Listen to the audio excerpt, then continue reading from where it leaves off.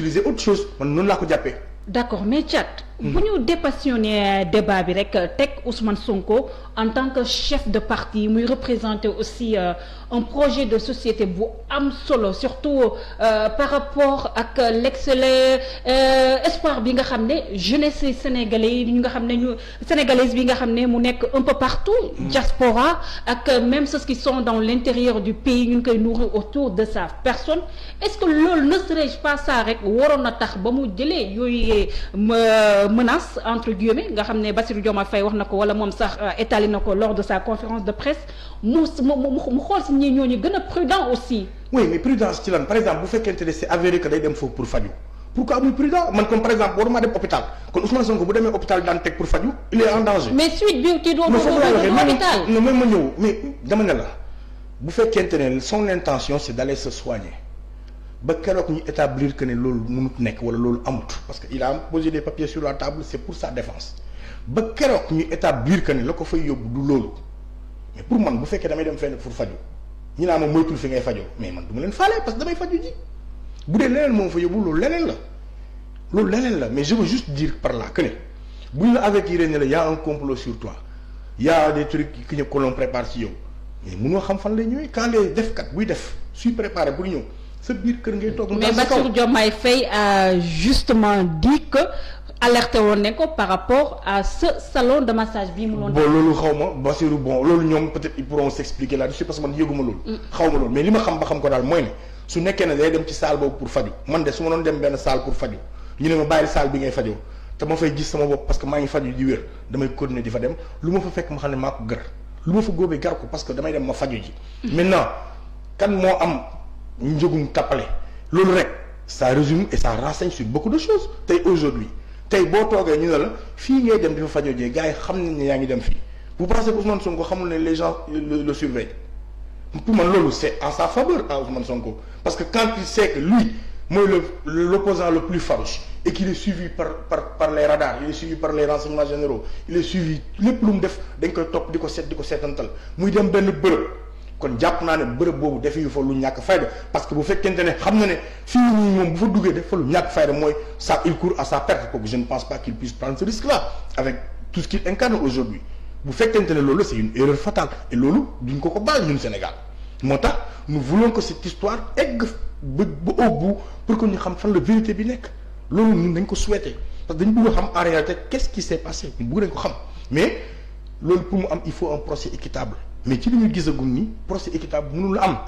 mënoo gis une plainte contre X ñu bëgg a lever immunité parlementaire u kenn.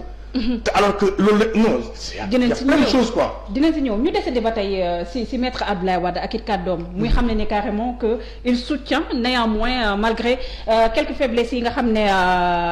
fësal na ko si njiitu Pastef bi nee na mu ngi soutenir kii di Ousmane Sonko te muy jox ndogal digal député bi pour bu ñu rek bokk si ñi nga xam ne ñooy lever li nga xam ne mooy immunité parlementaire mais dafa am ñoo xam ne dañ ci am beneen lecture politique buñ ci def. dañoo jàpp ne kii di président Macky Abdoulaye Wade dafa sax mel ni kuy enfoncer kii nga xam ne mooy Ousmane Sonko. ba Wade il fait de la politique boo ko gisee mooy je profite des situations pour placer wu damier la jeu d'échec la chaque individu profite d'une situation ou des failles de l'autre pour mën a teg ay pions il est dans son rôle d'opposant man bon nee nga d'aucuns l'ont interprété comme ça mais d'autres mën nañ ko interpréter autrement xam nga interprétation moom boo ko xasee ba indi rek mooy ku ne na nga ko xalaatee la man je veux qu'on m'arrête sur un fait mooy que ne il a demandé à ses députés de ne pas voter la loi loolu c'est très positif ça va peser sur la balance parce que je pense que député PDS yi noo mun ci wax xaw nañ am nuñ toll j'ai vu que Malick Gakou aussi tu vois ak ñeneen xëy na loolu mais avant nga yegg sax ci mbirum leve kii lu Wade wax les députés du PDS mais d'abord est-ce que une plainte contre X am nga droit yow lever ci immunité parlementaire si loolu laa bëgg ñu ñëw déjà Adji Sarr moom Ousmane Sonko le porte plainte. ñëpp xam ne Ousmane Sonko le porte plainte léegi ñu gis ne carrément le procureur changé mbir bi def ko plainte contre X. donc cette levée d'immunité parlementaire est-ce que mën nañu wax ne c'est légal? Non, c'est illégal. Parce que X n'existe pas à l'Assemblée nationale tamit. C'est illégal. D'abord, pourquoi s'empresser de récupérer le dossier ci gendarmerie? Gendarmerie mi ngi def liggéeyam nañ ko bàyyi mu démanteler lépp li xew. Enquête préliminaire parewul nga récupérer le dossier instruire ko comme juge ça veut dire que yaa am na lu lëndëm quoi. loolu yëpp moom moo tax ñëpp jóg ne non attends ku ndóbbi rek sama am nga boo gisee lu ñëw daw et c'est ça qui a alerté les Sénégalais bu nekkoon dafa yem ci gendarmerie ñuy l'enquête di l'enquête kon ni nga ni xëy na sax tey man jàpp naa ne mbir mi leer na man jàpp naa la parce que gendarmerie quand même loolu la mënti waxal ils sont forts et très forts même le passé nous l'a démontré maintenant quand l'État utilise notre appareil maintenant pour mën a jël benn mbir soit il cherche à étouffer un truc loolu benn option la soit il cherche à trouver beneen parade pour mën a génn ci pour une issue la ñuy seet encore une fois et li ci gën a grave man tey ji ñun en tant que mouvement citoyen nous allons même essayer de voir comment faire pour déposer une plainte contre la séquestration de Adji Sarr parce que pour ñun Adji Sarr aujourd'hui elle est séquestrée par les comploteurs elle est séquestrée cette fille-là elle vit pas dañ ko nëbb dañ ko denc kenn xamul fu mu nekk. mais si Adji Sarr boobu laa bëgg ñu ñëw sax balaa ñuy ko parce que yaa ko wax balaa ñuy ñëw ba tey desandi ci assemblée nationale à lever immunité parlementaire bi mais ñu bëri dañoo jàpp ne yéen waa Y'en a marre wala sax ñi nga xam ne ñoo féetoo ci kujje politique ci kii bi ci société civile da ngeen a penché wu trop ci côté Ousmane Sonko. te mbir mi dafa opposé deux Sénégalais. donc yéen ñi nga xam ne da ngeen di ooyee seen bopp Y'en a marre nekkal fi peuple sénégalais donc quelle est votre position par rapport ak kii nga xam ne mooy Adji Sarr parce que quoi qu'on dise moom ba tey Ousmane Sonko nu mu amee présomption d'innocence moom tamit noonu la ko amee. dëgg état de droit ak démocratie ñun fa la ñu féetee. kese nee naa la. Adji Sarr ak Ousmane Sonko. mais bu ñu gisee seen communication. ngeen di wax ne carrément que état dafa complot ainsi de suite dafa mel ni comme vous avez déjà condamné la fille. non on n'a pas condamné la fille. nous n'avons pas jugé l'affaire. non moom laa la ñun on n'a pas jugé l'affaire ñun jugé wuñu l'affaire ñun dañoo juger les tractations ak la démarche de l'État par rapport à ce dossier loolu waral ñu génn. mais pourquoi état. mais état moom ku moom police. ku moom police waaw tontu ma non jàpp tontu ma ñu avancé. non man du ma tontu. ku moom police du état. non état c'est toi c'est moi. non ku moom police état moom police. état c'est toi c'est moi. je suis désolé mais carrément da ngay dans quel pays. non ne me parle pas de la définition de l'état parle-moi de ce qui se passe en réalité dama ne la. su dee wax gouvernement loolu. mun nañu wax ne carrément ça regroupe benn entité bu assez restreint. jàpp léegi leçon bii nii. leçon bii nii tu comprends. même leçon bii. les état ça désigne tout le monde aussi. d'accord ji nga dama ne la leçon. donc on parle du gouvernement ñu xam. d'accord dama ne leçon bii nii. bàyyil bu ñu dem ñu def ko waa classe primaire. mbirum état gouvernement. mais dama ne la sénégalais yi ñoo ñuy déglu kan moom police ci réew mi kuy gérer police du état mooy gérer police n'est-ce pas oui ou non. kon loxoom bu police intervenir loxoom a nga ca.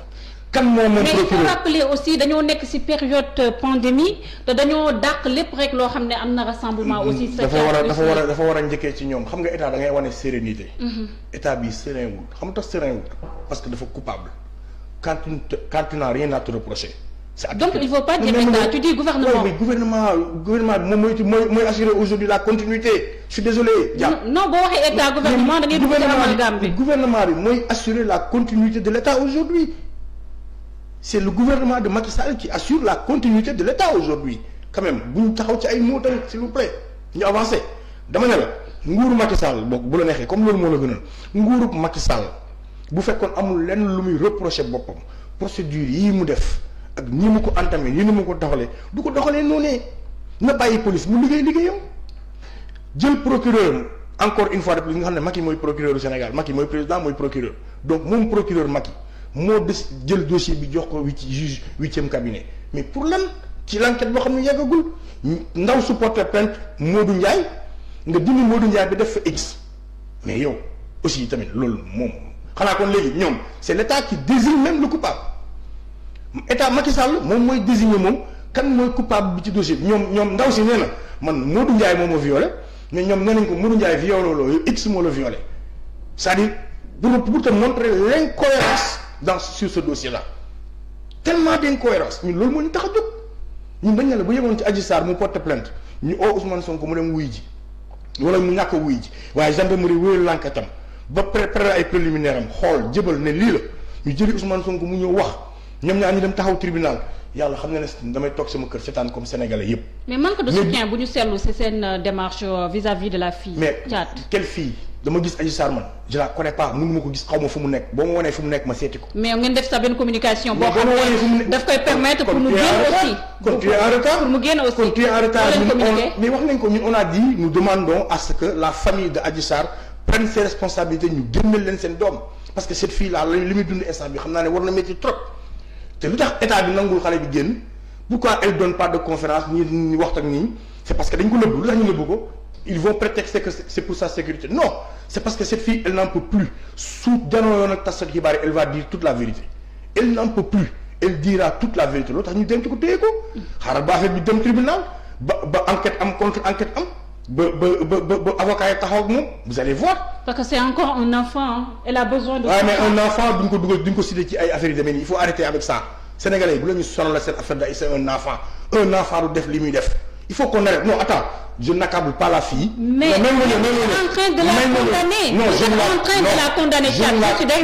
non xaaral ma toll nii yaa ngi def jugement de valeur sur la fille. non attends un enfant du liggéey ci salle de massage il faut qu'on arrête bàyyi leen di wax c'est une xale la non je suis désolé xale du liggéey ci salle de massage. le soir elle est encore jeune. oui elle est encore jeune mais du xale elle est encore jeune mais du xale le truc médical le dossier médical. du yéen ñi nga xam ne yéen a nekk ci société civile. dama ne le dossier médical prendre en compte dimension psychologique de cet enfant aussi. mais pourquoi le dossier médical mu ne y a pas eu de viol y a même pas eu de rapport sexuel y a même pas eu de sperme c'est ça que le dossier médical a révélé oui ou non donc la fille man moo ko défendre parce que ce qu'elle raconte sur la table ce qu'elle a posé sur la table est monté de toutes pièces et que dara du ci dëgg quand toi-même ton dossier médical dit que amoo benn mbir buy wane ne def nga rapport sexuel amul benn ñu wane ne man yu am na fa amul fenn fu ñu wane ne brutalisé nañ la fa nii nga viol répétitif yoo xamante ni musoo koo yóoxu musoo koo jooy amul témoin nit ki envoyé waat le message ne la maa ngi ñëw man dinaa lay violer di la envoyé message naan la maa ngi ñëw nga may xaar non soyons sérieux quoi soyons sérieux donc il faut que lumière soit faite sur cette affaire maintenant ñun nag li ñu ci ñor man li ma la wax nii ça c'est Thiat bi nga xamante ni moom moo tudd Omar nekk simple citoyen sénégalais moom moo wax sa version maintenant Thiat bi nga xam ne Y'en a marre la bokk muy une structure de la société civile li ko intéressé aujourd'hui mooy que suñu démocratie bu ñu ko salfaañee